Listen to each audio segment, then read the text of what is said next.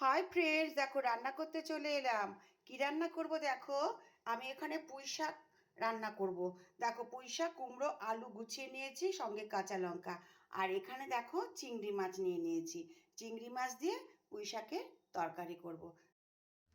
Hi friends, দেখো রান্না করতে চলে এলাম। কি রান্না করব? পুঁই শাক। দেখো আমি প্রথমে 5 ফোড়ন দিয়ে দিলাম তেলের মধ্যে। এবারে আমি দেখো এই যে চিংড়ি মাছটা গুছিয়ে নিয়েছি, চিংড়ি মাছ দিয়ে আমি পুঁই শাকের তরকারি রান্না করব। আমি এর মধ্যে চিংড়ি মাছটা আগে ভেজে নেব। চিংড়ি মাছটা আমার ভাজা হয়ে গেছে।